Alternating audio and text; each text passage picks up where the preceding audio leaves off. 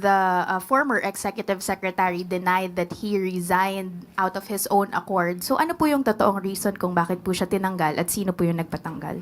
Muli, binanggit na po natin ang ating sagot at sila'y nagkausap na po at sinabi nga po natin, pabayaan na po natin at sila naman po ay nagkausap na. I'm sorry, hindi namin pwede pabayaan because the taxpayers who are funding the government and are actually paying the salaries of this administration is actually asking for the truth from the palace. Bakit po natanggal yung executive secretary at sino po yung nagpatanggal sa kanya?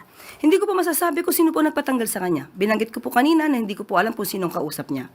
Kung yun pa ang nababasa ng palasyo, dahil sinabit niya naman po ang sarili niya sa President's prerogative, yan lang po ang ating masasabi. At tinanggap po ang sinasabing resignation. Tandaan po natin, lahat naman po kami ay, ang aming service ay upon the pleasure of the President. May we get your response to the remarks made by former Executive Secretary Bersamin that he did not resign, contrary to your statement last Monday that he quit from his post out of delikadesa. Ma'am, what was the basis of your announcement po nung Monday, kung meron pong ganitong denial on his part? Unang-una po, mayroon muna tayong babasahin para po sa tinuran po ng ating mahal na si Executive Secretary Lucas Bersamin. The Palace acknowledges former Executive Secretary Lucas Bersamin's clarification regarding the manner of his transition. As he himself stated in his interview, he submitted himself to the President's discretion and prerogative as part of the ongoing reorganization. The Palace announcement was issued in line with this understanding and with due regard for stability and continuity in governance.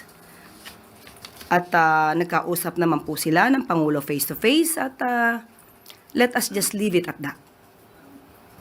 But ma'am, E.S. Bersamin admitted that he felt bad doon po sa naging announcement. And na-mention po niya na on the morning po ng Monday, meron pong tumawag sa kanya, a close friend of his, and hindi raw po ito taga palasyo, asking him to exit the cabinet.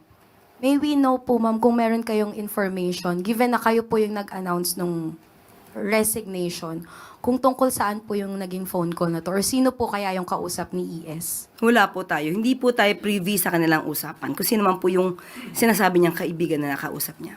Wala po tayong kinalaman doon. Thank you, ma'am. Follow-up question, Alexis Romero, Philippine Star.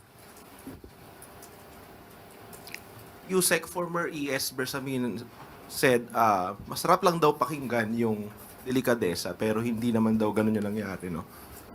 Do we still stand by our statement that he resigned out of delikadesa?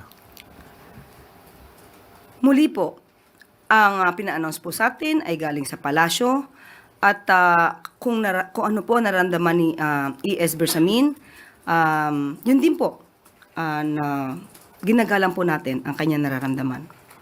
At kung ano po ang sinabi lamang po ng palasyo, yun lamang po ang ating in-announce. Morning, Yusek. With the very important cabinet secretaries, no less than the executive secretary and the budget secretary being removed from the cabinet at may mga undersecretaries being investigated for conspiracy to commit plunder, is there an internal investigation ongoing, considering that the scandal has possibly hit the high levels to the low levels of the bureaucracy? Sa ngayon, wala pa pong pinapaabot sa atin kung may internal investigation dahil sabi nga natin kung ano man po ang issue patungkol sa flood control projects at infrastructure, nandiyan naman po ang ICI para mas maging independent po ang pag-iimbestiga. Sinabi niyo rin po, baka may mga ibang cabinet secretaries, if they feel that they are involved, mas magandang pangunahan na mag-resign na lang. But aside from that call, is it safe to say at this point that everyone is under investigation? Hindi ko po masasabi. Pinag-iisipan ko, parang wala po ang masasabi ng lahat ay under investigation. So, ang maaari lamang pong sinasagawa ng Pangulo yung performance ng bawat kabinete. At yun naman ay usual at regular. Pero kung patungkol po sa mga sinasabi natin maanumalyang flood control projects at wala naman pong nababanggit o nasasabi, parang hindi naman po kailangan mag-imbestiga patungkol dito. Ma'am, with cabinet secretaries being made to resign or resignations being accepted as you announced, and seemingly given graceful exits, paano po masisiguro ng administrasyon that they will be made to stand investigation and eventually prosecution should it come to it? Wala na po sa kamay ng Pangulo yan. Na yan po ay maaari na sa kamay na po ng ICI, maaari na sa kamay na po ng Ombudsman, DOJ. Sila na po ang mag-iimbestiga. Pero hindi ho ba by allowing them to resign, parang nabibigyan sila ng free pass na to escape accountability? Wala pong pwedeng lumagpas. Kung kinakailangan po imbestigahan, private citizen, public official, kung kailangan imbestigahan, dapat imbestigahan. Thank you. Next question, Katrina Domingo, ABS-CBN.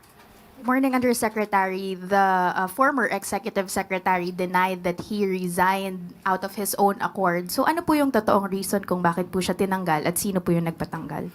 Muli, binanggit na po natin ang ating sagot at sila nagkausap na po at sinabi nga po natin, pabayaan na po natin at sila naman po ay nagkausap na. I'm sorry, hindi namin pwede pabayaan because the taxpayers who are funding the government and are actually paying the salaries of this administration is actually asking for the truth from the palace. Bakit po natanggal yung executive secretary at sino po yung nagpatanggal sa kanya? Hindi ko po masasabi kung sino po nagpatanggal sa kanya. Binanggit ko po kanina na hindi ko po alam kung sinong kausap niya. Kung yun pa ang nababasa ng palasyo, dahil sinabit niya naman po ang sarili niya sa President's prerogative, yan lang po ang ating masasabi. At tinanggap po ang sinasabing resignation. Okay, ma'am, just a follow-up question if you could not give us the exact reason for Bersamin's removal.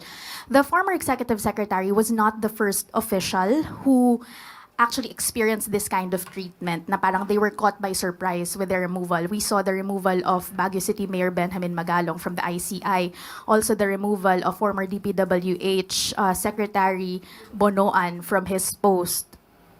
How does the palace actually explain the seeming trend of unceremonious removal of high-ranking officials in the Philippine seat of power? Tanong po natin, tinanggal po ba si Mayor Magalong? Sino po bang nag-resign? Ang huli natin pagkakasabi tungkol kay Mayor Magalong ay ipapatignan, ipapacheck, ipapa-assess sa legal team kung mayroon ba na-violate. Wala pong nagpa-resign kay Mayor Magalong. Aksyon niya po yan, voluntaryo. Kaya hindi po pwedeng isama o sabihin na may unceremoniously call for his resignation. Yung nire-raise po nitong mga opisyal na to is that nauuna lagi daw po yung yung announcement before they were actually called on or discussed yung issue with themselves. How does the palace respond to that? Na may parang gap in terms of communication within the president's inner circle?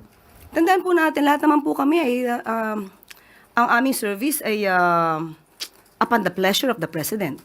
Sabi nga nila, pagpasok mo dito, hindi mo alam kung ito na yung huling araw mo. So lahat po kami dapat ay handa doon.